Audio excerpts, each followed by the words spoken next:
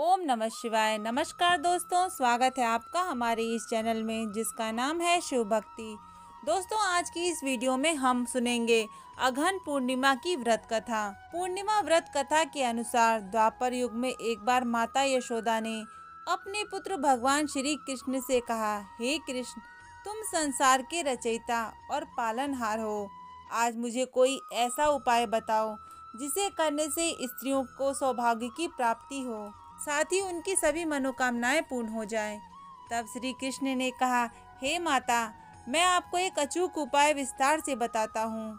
स्त्रियों को सौभाग्य की प्राप्ति के लिए 32 पूर्णमासियों का व्रत करना चाहिए। इस घटना पर एक राजा थे जिनका नाम चंद्रहास था। वे अनेक प्रकार के रत्नों से परिपूर्ण कातिका नाम की नगरी में राज करते थे। उसी नगर में एक धनेश्वर नाम का ब्राह्मण था जिसकी स्त्री अति सुशील और रूपवती थी। उस ब्राह्मण के घर में धन्य धान आदि की कोई कमी नहीं थी, लेकिन उसकी संतान ना होने की वजह से वह बहुत दुखी रहता था। एक दिन उस नगरी में एक तपस्वी राजा आया। वह तपस्वी उस ब्राह्मण के घर को छोड़कर सभी घरों से भिक्षा लेता और अपना पेट भरता था। एक दिन तपस्वी भिक्षानन प्रेम पूर्वक खा रहा था कि ब्राह्मण घनेश्वर ने योगी को यह सब कार्य करते हुए देख लिया। घनेश्वर योगी के पास जाकर बोला, महात्मा, आप सभी घरों से भिक्षा लेते हैं लेकिन मेरे घर कभी नहीं आते। मैं इसका कारण क्या है जान सकता हूँ? योगी ने कहा कि निसंतान के घर की भीख पतितों के अन्न की तुल्य होती है और ऐसे में जो भी पतितों का अन्न खाता है वह भी पतित हो जाता है। चूँकि तुम निसंतान हो इसीलिए मैं तुम्हारे घर की भिक्षा नहीं लेता हूँ। योगी को इस बात से घनेश्वर को बहुत दुख हुआ और वह योगी के पैरों में गिर पड़ा। कहने लगा, हे महाराज, कृपया करके मुझको पुत्र प्राप्ति का उपाय बताइए। मैं पुत्र न होने के कारण बेहद दुखी रहता हूँ। सब कुछ होते हुए भी मैं खुश नहीं हूँ। आप मेरे इस दुख को दूर करने का उपाय बताएं। यह सुनकर योगी कहने लगे, हे ब्राह्मण, तुम चंडी की आराधना करो। योगी के कहे अनुसार घनेश्वर ने वन में जाकर चंडी की उपासना की और उपवास किया। चंडी ने 16वें दिन उसे सपने में आकर दर्शन दिए और कहा, हे घनेश्वर, तेरे पुत्र होगा, लेकिन वह 16 वर्ष की आयु तक ही जीवित रहेगा। लेकिन यदि तुम दोनों स्त्री पुरुष 32 पूर्णमासियों का व्रत करोगे तो वह दीर्घायु को प्राप्त करेगा। प्रातः काल तुम्हें इस स्थान के समीप ही एक आम का वृक्ष दिखेगा। उस पर चढ़कर एक फल तोड़कर शीघ्र ही अपने घर जाना और वह फल अपनी स्त्री को खिला देना। ऋतु स्नान के बाद वह स्वच्छ होकर भगवान शंकर का ध्यान कर कर उस फल को खा लेगी।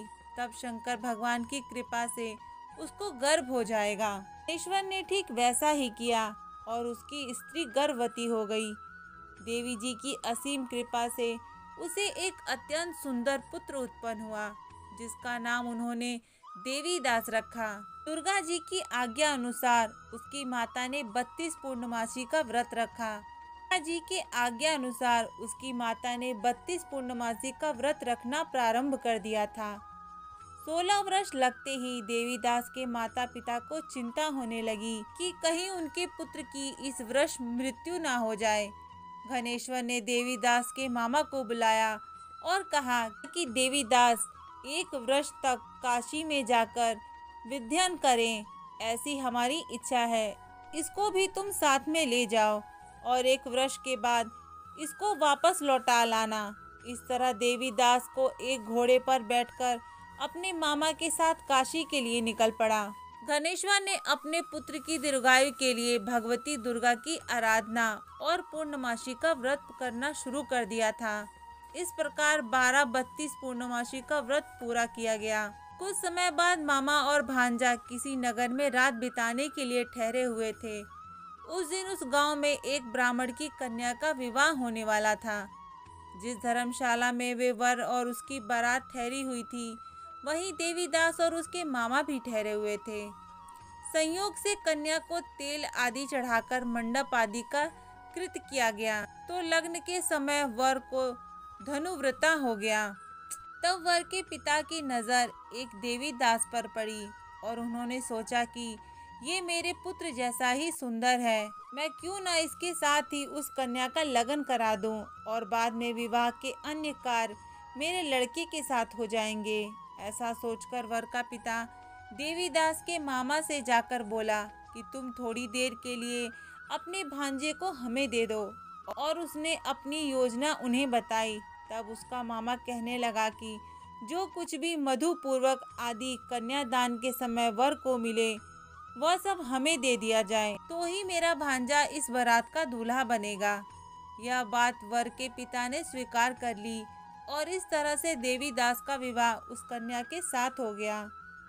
पत्नी के साथ वह भोजन ना कर सका और अपने मन में सोचने लगा कि ना जाने यह कैसी स्त्री होगी। लड़के को ऐसा करना सही नहीं लगा और उसके आंखों में आंसू आ गए। तब वधू ने पूछा कि क्या बात है, आप इतने दुखी क्यों हैं? तब उसने सब बातें लड़की को बतला दी। जब कन्या कहने लगी कि अब हमारी शादी हो गई है, देव ब्राह्मण और अग्नि के सामने मैंने आपको ही अपना पति बनाया है, इसीलिए अब आप मेरे पति हैं। अब मैं आपकी ही पत्नी रहूंगी, किसी अन्य की नहीं। तब देवीदास ने कहा, ऐसा मत करिए, क्योंकि मेरी आयु कम है, मेरे बाद आपकी क्या गति होगी, इन बात को ज़रूर विचार कर लें। परंतु वह दृढ़ विचार वाली थी, बोली कि जो आपकी गति होगी वही मेरी गति होगी। इसके बाद देवीदास और उसकी पत्नी दोनों ने भोजन किया और शेष रात्रि वे सोते रहे। प्रातःकाल देवीदास ने अपनी पत्नी को एक अंगूठी दी, एक रुमाल दिया और बोला, हे प्रिय, इसे लो और संकेत समझकर स्थिर चित्त हो जाओ। यदि मैं जीवित रहा तो अवश्य वापस आऊंगा, वरना समझ लेना मेरी मृत्यु हो गई। प्रातःकाल जब शादी के कार्य पूरा होने के बाद सब बाराती मंडप में आए तो कन्या ने अपने पिता से कहा कि यह मेरा पति नहीं है, और पूरी बात उसने पिता को बता दी। बारात वापस चली गई। इस प्रकार देवीदास काशी चला गया। कुछ समय बाद काल से प्रेरित होकर एक सर्प रात्रि के समय देवीदास को डसने के लिए गया, तो व्रत के प्रभाव से उसको काट न सका, क्योंकि पहले ही इसकी माता ने 32 पूर्णिमा का व्रत पूरा कर लिया था। इसके बाद मध्याह्न के समय स्वयं काल वहां आकर देवीदास के शरीर से उसके प्राणों को निकालने का प्रयत्न करने लगा, जिससे वह मूर्छित होकर पृथ्वी पर गिर पड़ा। उसी समय पार्वती जी के साथ श्री शंकर जी वहां पर आ गए। उसको मूर्छित दशा में देखकर पार्वती जी ने भगवान शंकर से कहा, हे महाराज, यह वही बालक है जिसकी माता ने 32 पूर्णिमा का व्रत किया था। इसके प्रभाव से इसका मृत्यु दोष कट गया। भवानी के कहने पर भगवान शिव जी ने उसको प्राण दान दे दिया।